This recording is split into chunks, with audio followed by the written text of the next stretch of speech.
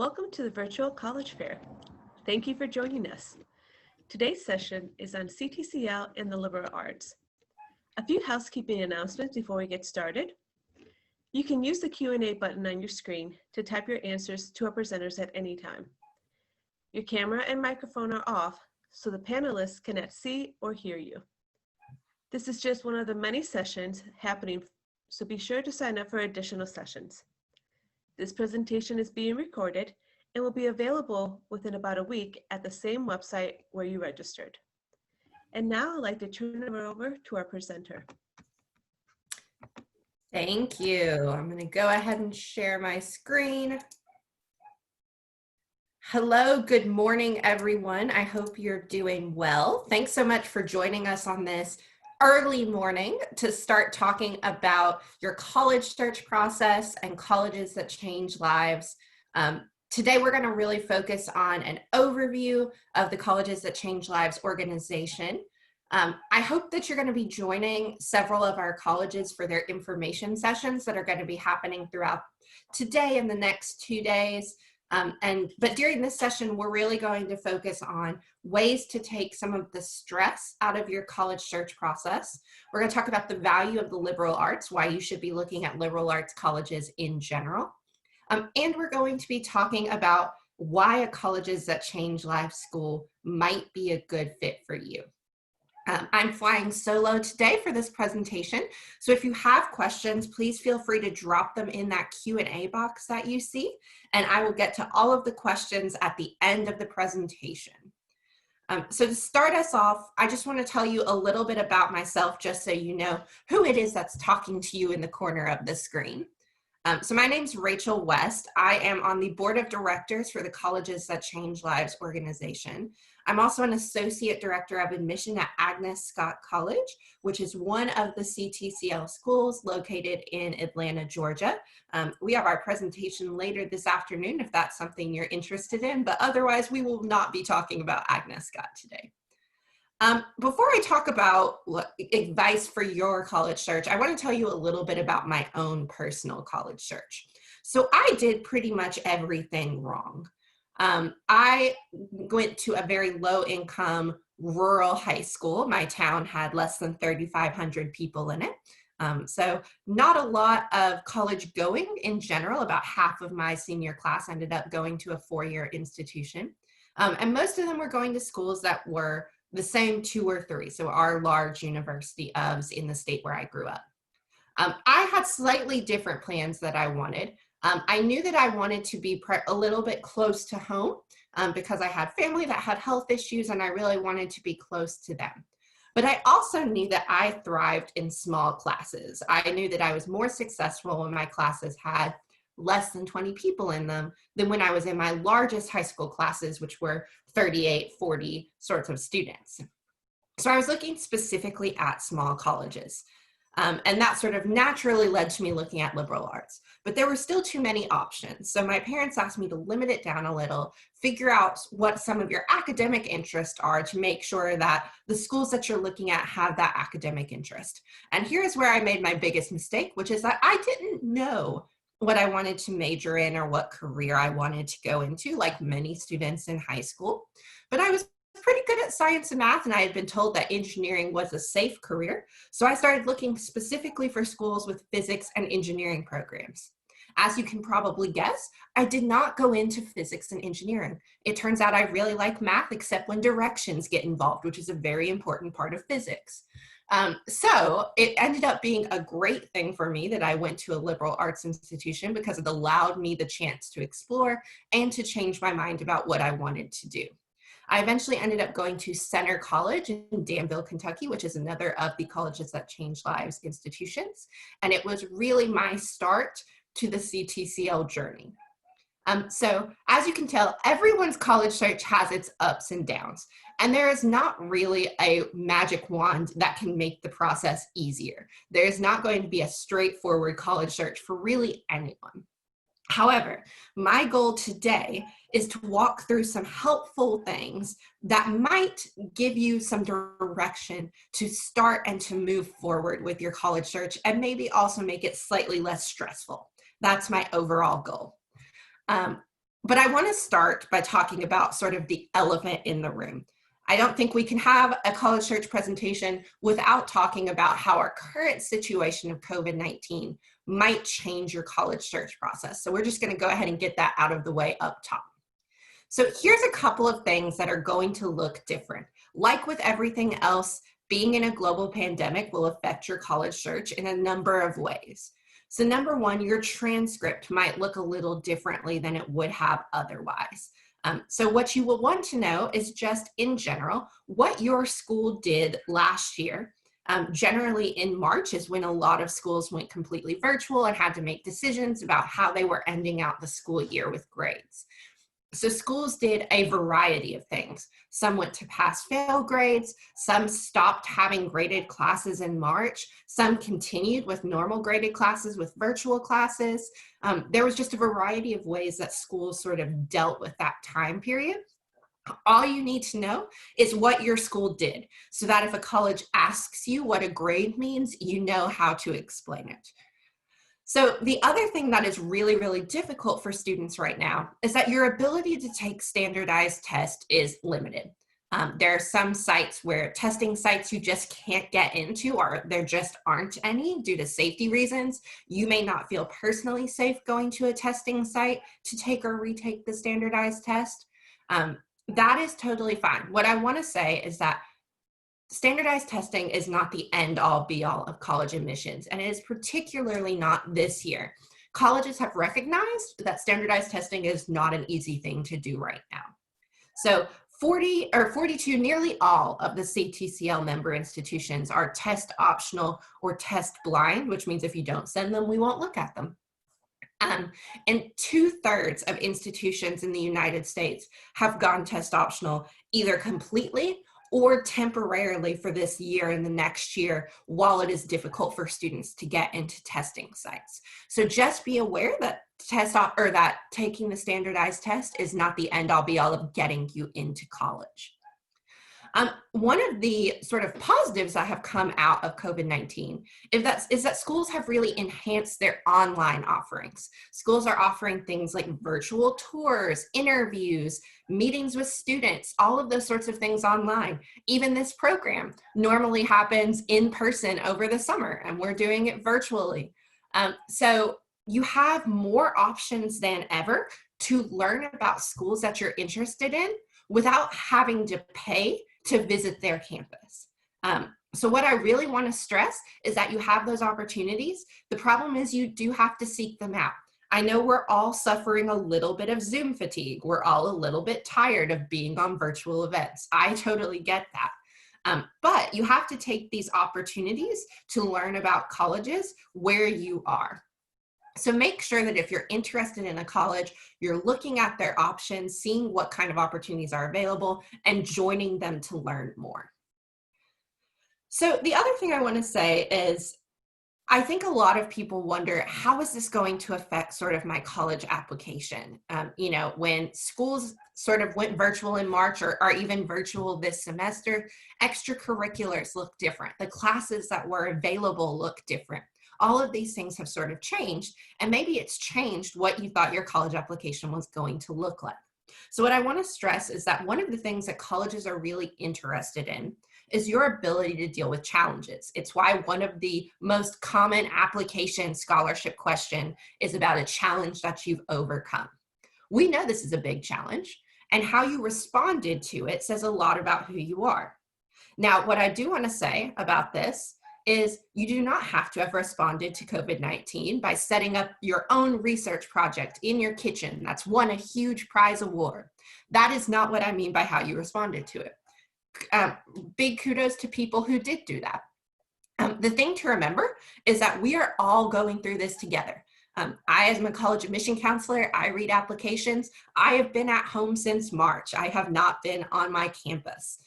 So I haven't set up a research project in my kitchen, and I do not expect you to have as either. I expect you to have survived through this period, to have continued to take your classes, and that's all that I'm expecting from you. So just be aware, we're going to be giving grace and taking things in context because we lived through this as well. So I hope that has de-stressed you a little bit about how COVID-19 is going to affect your search process. So I'm going to take a step back. We'll go back to the beginning of this and talk about your college search process in general. Some of you may sort of be in the middle of your college search. Some of you may be at the beginning and have no idea how to start. And it's very stressful. I can totally understand that. There are 5,300 institutions that you could go for higher education in the United States alone. That's a lot to limit down, right? So maybe you have no idea what you're starting with, or maybe you have a couple of thoughts. Maybe you have some preconceived notions. And I want to start with those, addressing those and figuring out how we break those down. So number one, I think the number one thing that a lot of people think about when they're starting their college search is that there are things that you should be doing. So you should be looking in certain places for information. Maybe you think you should be looking at the US News and World Report rankings, the most well-known ranking system for colleges. We'll talk a little bit more about that in a minute. Maybe you think there are certain kinds of schools you should be looking at. Maybe you think you should be looking at Ivy League schools, or you should be looking at schools that you've heard of. So maybe schools that are in sports conferences, the SEC, the Pac-10, maybe the University of California system, maybe your large public land grant in your school, your university of. So there are a lot of different things that you think maybe you should be looking at. And you're like, what else could there be outside of those schools? Maybe you're also thinking about return on investment. College is an investment. Generally, it costs money to attend college. And you want to know, what are you going to get out of that? How successful are you going to be after you graduate? And how do you find that out? And then maybe while you're looking at the list of our CTCL schools that are going to be presenting over the next few days, you're looking at this list and you're having a couple of thoughts. Maybe you're thinking, these schools are too small. I want to have the kind of experience that I've seen on television where I'm in a huge lecture theater. Maybe you're a STEM person, you're really interested in doing a science major, and you're wondering if you can actually do science at liberal arts schools.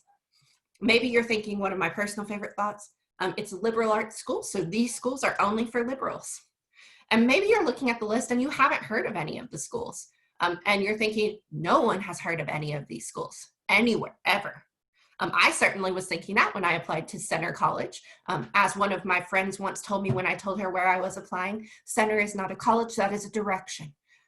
So I totally understand where those thoughts come from. But what I want to do is challenge some of those preconceptions a little bit. So I want to start by talking about the US News and World Report rankings. So if you haven't heard of US News and World Report, these are sort of the most well-known rankings for colleges. If you search in best colleges on Google, it's one of the first things that's going to pop up. And it's really natural for us to want to turn to rankings to figure things out. Particularly here in the United States, we rank everything. We give things stars on Amazon and on Yelp and on Rotten Tomatoes and our Lyft drivers, all of these sorts of things. We rank everything, right? But I think the most important thing that you have to think about when you're doing rankings is you have to think about what's behind rankings. So when you look at a school that is ranked maybe number one in some way on the US News and World Report, what went into them being number one? So you can see up on the screen, these are the things that go into that ranking. So it's peer assessment, faculty resources, student excellence, financial resources, graduation rate, alumni giving, retention rate, and social mobility. Those are the things that make up those rankings, and you can see the individual weights. So what I want you to keep in mind when you're looking at rankings is, are these the things that you consider to be important if you were personally ranking schools for you? Do you consider it to be, and also do you consider them to be as important as they're ranked? For me personally, I've always been very confused that a fifth of the ranking is based on what other colleges think about your college instead of what students think about your college or parents think about your college. That's one that personally doesn't fit in my own ranking system. Maybe there are things that aren't considered on this list. Maybe when you're ranking a college, you rank the kind of racial diversity on campus. Maybe you rank the kinds of academic majors that are available. So just keep that in mind when you're looking at rankings. You want to kind of dig a little deeper and figure out how the schools were ranked. So I'm going to show you a ranking tool that I actually like a little bit better in terms of understanding colleges. So there's something called the Gallup Purdue Index. This was a report that was last conducted in 2015 that did a survey of over 30,000 college graduates who graduated from a four-year institution. And they were really asking them about their experience in their undergraduate institution and how those experiences relate to their well-being and job quality later in life. So essentially what they were asking was, is college worth it? Did going to this undergraduate institution affect how happy you are now? So that's a really broad question, right? So here's how they define that question. Here's their ranking system. So they asked a lot of questions about how undergraduate experiences affected these areas of current well-being. So how did your undergraduate experience meet your purpose well-being? Do you like what you do each day? And are you motivated to achieve your goals? Your social well-being. Do you have strong and supportive relationships in your life? Your financial well-being. Can you effectively manage your economic life so you're not constantly stressed out about your finances? Your community well-being. Do you like where you live? Do you feel safe? And do you have pride in your community? And your physical well-being. Do you have good health and enough energy to get things done on a daily basis? I think you'll agree this is a pretty well-rounded approach to thinking about well-being and happiness. So these are the kinds of questions they asked. So here is what they found, and I think there's one quote that shows what they found most strongly, which is that the type of school alumni went to, whether it was public or private, small or large, very selective or less selective across the board, was far less likely to be related to the quality of the alumni's lives after they graduated than specific experiences that they had in college. So essentially, to say that another way, it does not matter what institution students went to. It doesn't matter where they went. It matters what they did while they were there. So if it doesn't matter what school they went to, what were the things that they did in college that did relate to their current happiness and well-being? So what they found was that when they asked college graduates these questions, that the odds of them agreeing that their education were worth the cost and that they were currently happy and fulfilled were 1.9 times higher if they said that a professor at their school cared about them as a person or that a mentor encouraged them to pursue their goals. It was 1.8 times higher if they had at least one professor who made them excited about learning. 1.6 times higher if they worked on a project that took a semester or more to complete, so a long-term kind of project. 1.6 times higher if they were extremely active in extracurricular activities in the community while attending college. 1.5 times higher if they had an internship or job where they applied what they were learning in the classroom. 1.4 times higher if they had a leadership position on campus. And 1.2 times higher if they had a paid job or internship. So when you're looking at these experiences, I think it's important to keep in mind that these are the things that research shows us are the most important parts of a college education.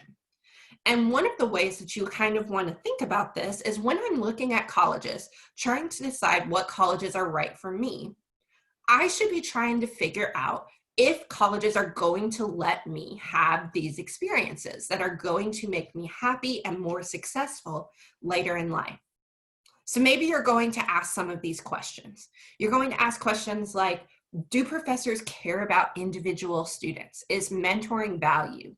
You're going to ask that to admission counselors, but more importantly, you're going to ask that to students at an institution because they're the ones who are currently learning from those professors. You're going to ask, are the faculty excited about teaching and specifically about teaching undergrads? So there are different kinds of experiences that you can have in a classroom. You may be in a classroom where a professor is teaching you, and you may be in a classroom where a graduate assistant is teaching you, and those are different kinds of experiences. Are there opportunities for long-term collaborative work? So that means like long-term projects and research that you get to do with other students and faculty. And is it available to a lot of people, or is it very selective? You have to work very hard to get one of those research opportunities. And when can you do it? Is it open to you as early as your first year, or is it really reserved for senior students? So that's something important to keep in mind. Do students get involved on campus and in the community? In what ways? And you also want to think about the ways that you want to be involved in campus and in the community. If you're really involved in Model UN in high school and you want to continue that on, make sure that you ask, is there a way for me to be involved in Model UN on my campus? How does the school support internships? How do they help me find internships? How do they give me time to complete internships? Do I get credit for them? Are there grants available? All of these kinds of questions.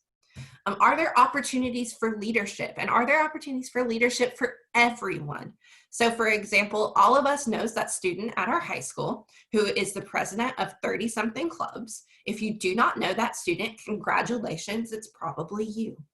But we want to ask, can I be a leader on this campus regardless? Do they have fraternities and sororities? How do those factor into campus life? Are you personally interested in Greek life? And do students have a paid internship or a job? Is that something that they're doing because they have to help pay for their education, or because they want to? So these are all things that you might want to keep in mind as questions to ask at different institutions.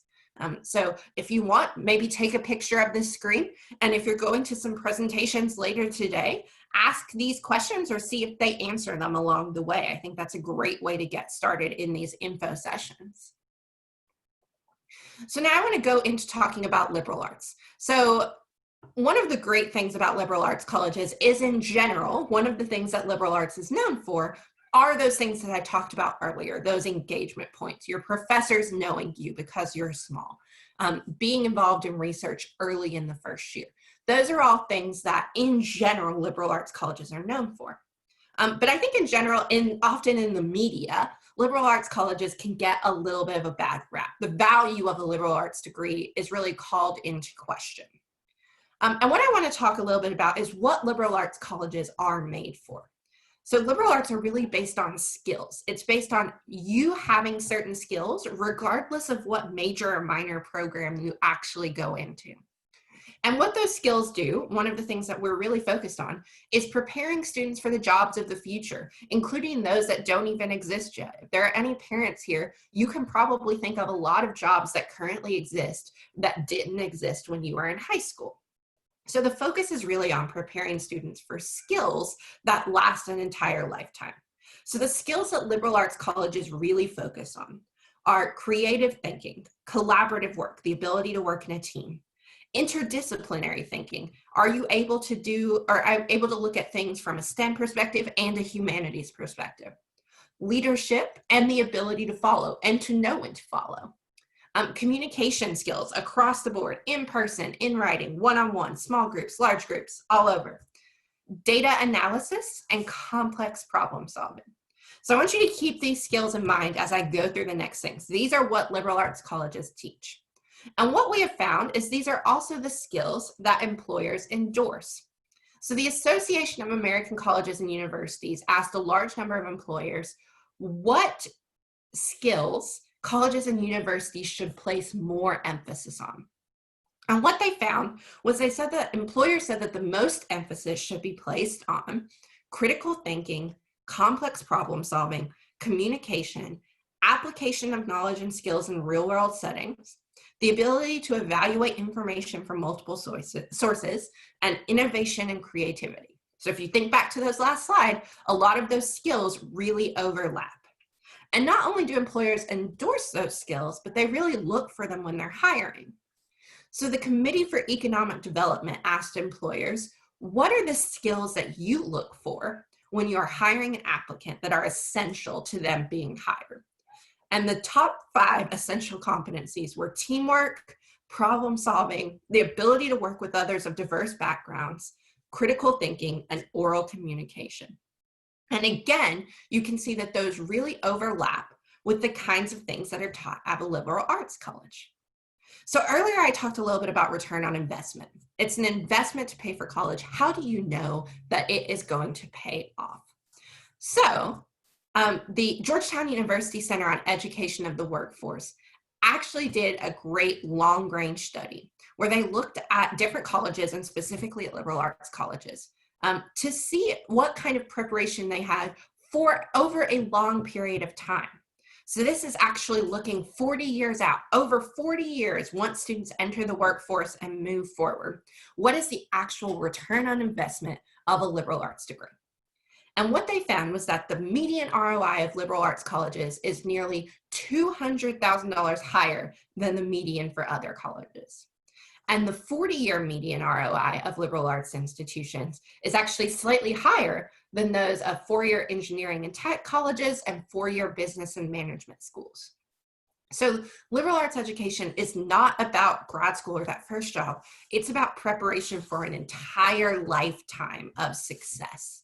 And liberal arts colleges actually ranked 3rd out of all college types in having the highest median income for entire lifetimes.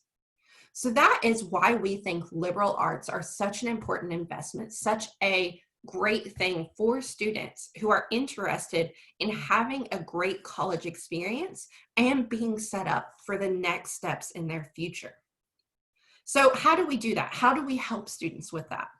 And that leads into what is the Colleges That Change Lives organization and why should I be looking at these schools? So I want to talk to you a little bit about who we are. We're a nonprofit organization, and our mission is that we are dedicated to the advancement and support of the student-centered college admission process. We support the goal of each student finding a college that develops a lifelong love of learning and provides the foundation for a successful and fulfilling life beyond college. So that is who we are. That is our main purpose in what we're doing. So here's a little bit about how we came about. So in 1996, Lauren Pope, who was the longtime education editor for the New York Times, started seeing this disturbing trend that actually has become way worse since 1996, where the only schools that were talked about were a very particular group of schools, and other schools were getting overlooked entirely. And he really wanted to change the way people thought about colleges. So he went on a tour and toured schools across the country. And he was looking specifically for schools that had strong student-centered experiences where students were at the center of the educational experience, and that have strong outcomes where students are really successful after they graduate, but maybe aren't schools that you've actually heard of before. And he published that into a book, Colleges That Change Lives, 40 Schools That Will Change the Way You Think About Colleges. In 2006, all of these schools got together and we actually formed the nonprofit. At the time, it was the original 40 schools that were in the book. Since 1996, there have been 4 different versions of the book, which added 4 new institutions, which is why we're currently at 44. The most recent version of the book was actually released in 2012. It was after Lauren Pope's death, unfortunately. So we're not sure if there's actually going to be another version of the book. So that is why it is important for us as an organization to carry on and continue with the vision of changing the way that people think about colleges. So that's what we do. Our goals are to push back on the media frenzy about college admission. If you're anything like me, it seems the only time that college admission is in the news is when you are either reading about a scandal, as we all have done relatively recently, or you're reading about the kid who applied to 100 colleges and didn't get into any. We want to help de-stress students and families. We want to help students and families see beyond rankings to what rankings really are. We want to talk about liberal arts education like we've been doing today. And we want to support our member colleges. So here are our member colleges. We have 44 colleges and universities, 42 private, 2 public. We're across the United States representing 25 states, and they're all small colleges. So the average enrollment at these colleges is just over 1,500 students. So here is the full list of institutions, and nearly all of these colleges are having info sessions over the next 3 days. And again, I really want to encourage you to visit some of those info sessions. We really believe that every single school that is on this list provides value and has a unique offering for students. Every single school on this list is a student out there's best fit college. I unfortunately cannot talk about every single one of these institutions, but you should know that all of them are really unique and interesting. So for example, there's Hampshire College and Evergreen College, which allows students to mold their education by creating a major instead of having standard majors. Cornell College, where you take one class at a time, which other colleges have actually adapted in response to COVID-19. Goucher College, which requires all of its students to study abroad. Agnes Scott College, which is the only women's college on the list. Wabash College, which is the only all-men's college on the list. And then we have one Division I school, St. Mary's College of California, and two Division II athletic schools, Hillsdale in Michigan and Eckerd in Florida. So you can see that there's a lot of variety among these institutions, even though we all share some of the same main characteristics. So like I said, I really want to encourage you to kind of maybe take a picture of this list, go and explore some of them, go to the info sessions. So that all sounds great, but why should you look at one of these schools? So earlier I mentioned those points of student engagement that research has found makes for a successful college experience. And this is what CTCL schools are known for. So we're known for our small class sizes where you know professors and you have strong mentorship. The schools offer strong opportunities for students in internships, study abroad, athletics, co-ops, majors and minors, activities and organizations. All of the schools have strong student support services in terms of accessible education, mental and physical health, career advising, all of those sorts of things. Nearly all of the CTCL schools are test optional or test blind, as I said earlier. And a large number of them are private schools, so they may have a larger sticker price, but they also have larger scholarship and financial aid ability. We're actually going to talk about financial aid a little bit later because I know that's an important piece. And there are also strong outcomes at CTCL schools. I think some of the ways you can look at outcomes are looking at some of the premier programs, fellowship programs that students win after undergraduate awards.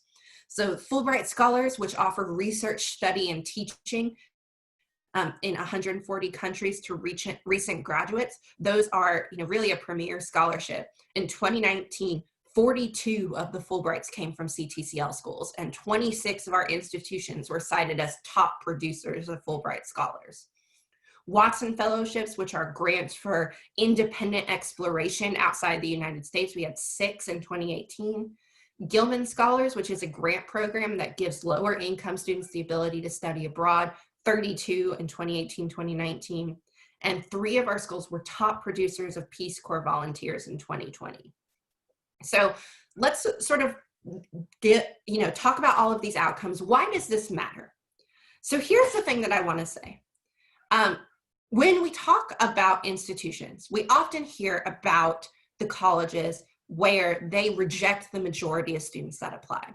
Where less than 1% at some schools of the students who apply are actually admitted.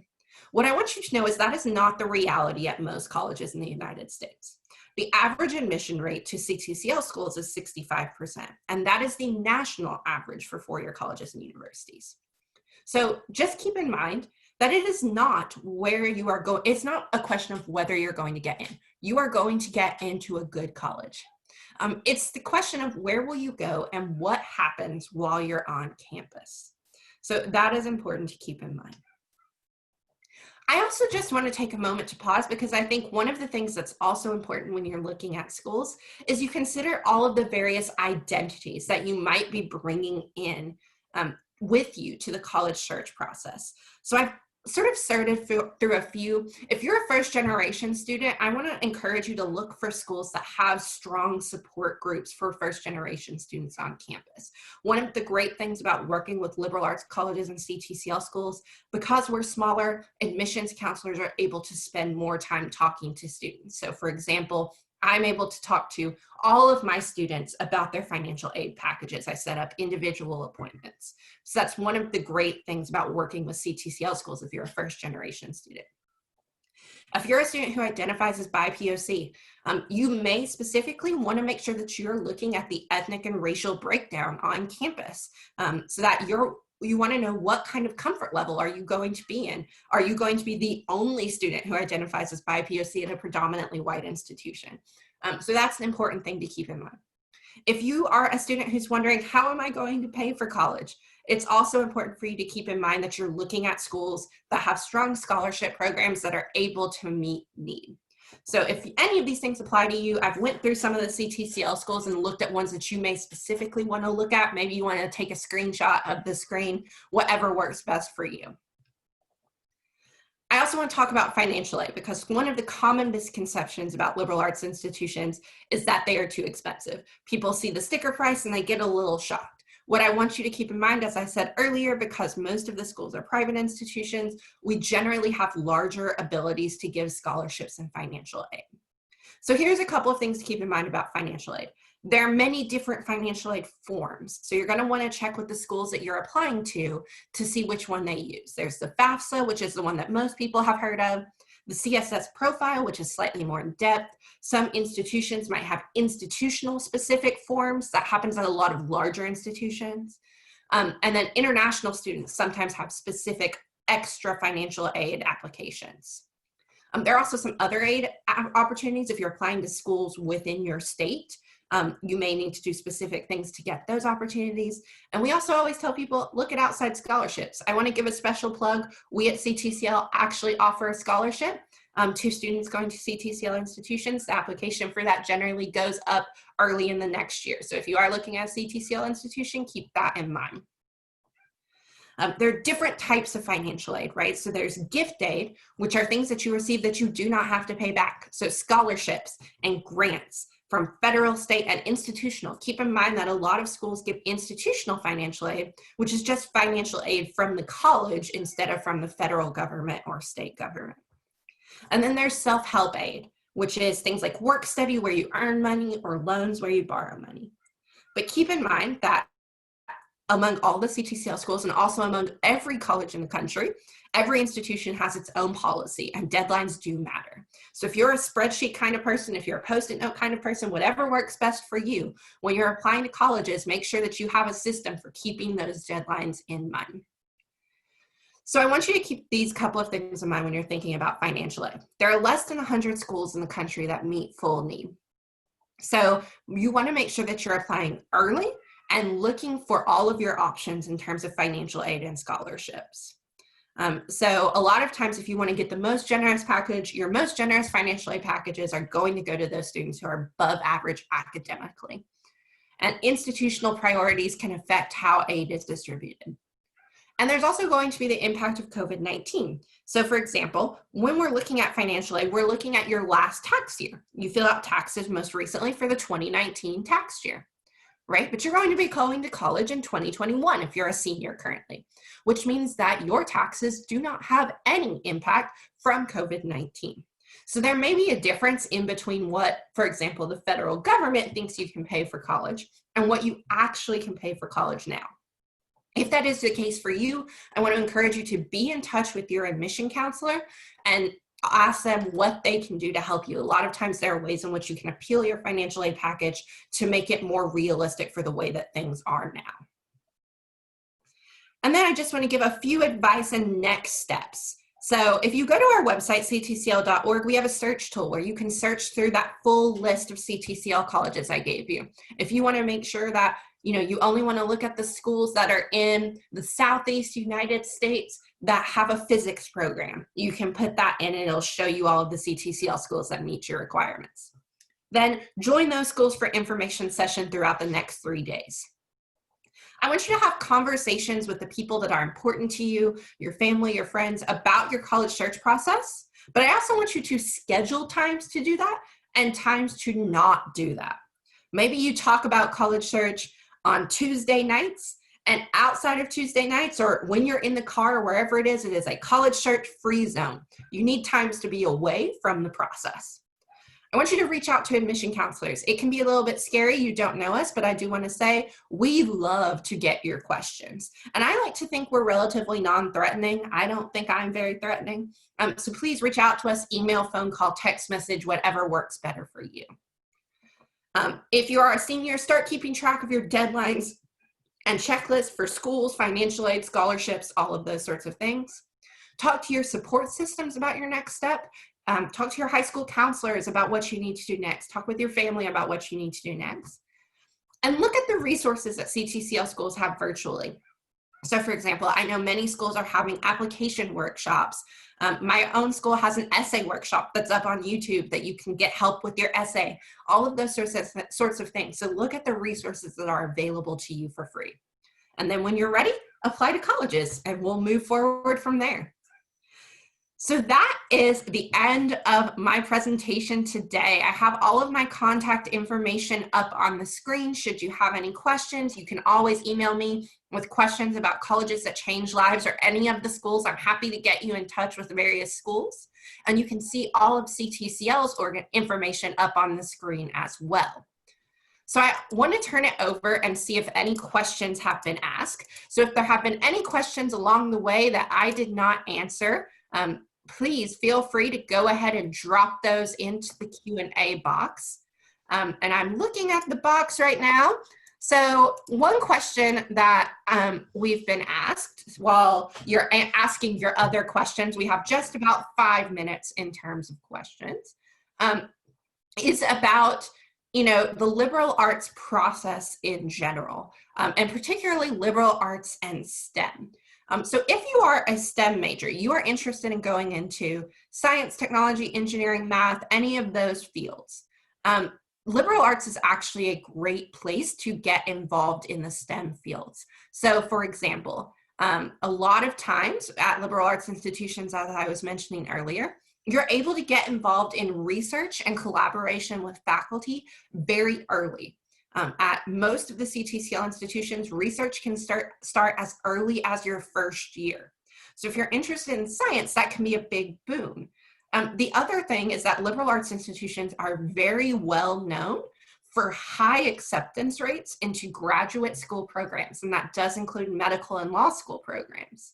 And so if you're really interested in going into a STEM field, you're interested in becoming a doctor, or you're interested in going into research in neuroscience, you're going to have strong opportunities to do research at the undergraduate level that's going to set you up to go to graduate school at a larger research institution that's really going to be focused in on your needs. And you're going to be able to do that at a school where you're going to have small classes.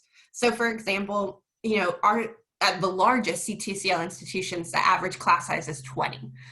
So when you're looking at those institutions, you're going to be in labs with just 20 other people. You're really going to get to know your professors. And so I think that's really helpful for students that are going into the STEM fields to keep in mind.